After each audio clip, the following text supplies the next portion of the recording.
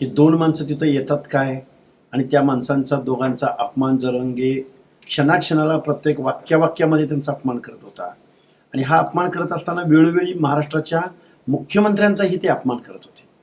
म्हणून एवढं अगतिक आणि लाचार सरकार आज आम्हाला बघायला भेटलं.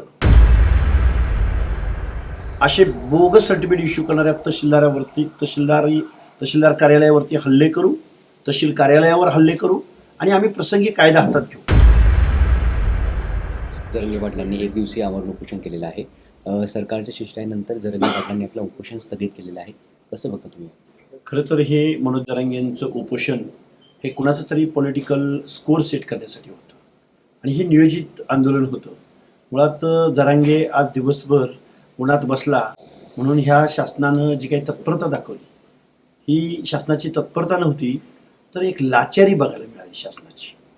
आणि मुळात विखे पाटील आणि लाड ही दोन माणसं तिथं येतात काय आणि त्या माणसांचा दोघांचा अपमान जरंगे क्षणाक्षणाला प्रत्येक वाक्यावाक्यामध्ये त्यांचा अपमान करत होता. आणि हा अपमान करत असताना वेळोवेळी महाराष्ट्राच्या मुख्यमंत्र्यांचाही ते अपमान करत होते. म्हणून एवढं अगतिक आणि लाचार सरकार आज आम्हाला बघायला भेटलं. अहो, जरांगे उन्हात बसलाय, वर टाकळी बांधली, खाली गादी घेतली म्हणून तुम्ही जरांगेकडे धावत पळत गेला. पण आमच्या ओबीसी भटक्यामधला वडार समाज रात्रंदिवस दगडी फोडतो, आमचा बंजारी समाज ऊस तोडतो, मेंढपाळ बांधव उन्हामध्ये मेंढ्यांचे कळप राखतो. या लोकांचे दुःख वेदना या गोष्टी या सरकारला कधी दिसत नाहीत. पण मनोज जरांगे त्या आंदोलनाला बसले आणि एकदम लाचार सरकार आम्ही बघितलं. या मनोज जरांगेंच्या आंदोलनाला बळी पडून कास्ट स्क्रुटिनी करणाऱ्या समितीवर जर यांनी काही दबाव आणला तर ओबीसी त्याला एकदम प्रचंड विरोध करतील.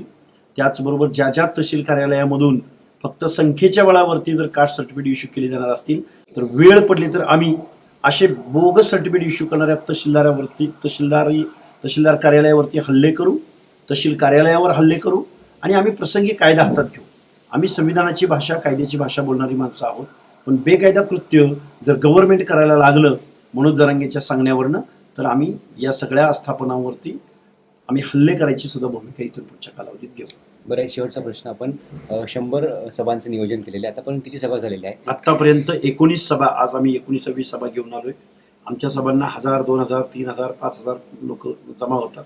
आम्ही ठरवले ओबीसी बांधवांना सगळ्यांना एकत्रित करायचं आणि आपलं काय म्हणणं आहे हे जर सरकार ऐकणार नसेल तर जनता सार्वभौम आहे आणि ओबीसी मतपेटीतनं एकीतून संघटनेतून सरकारला जाब विचारते.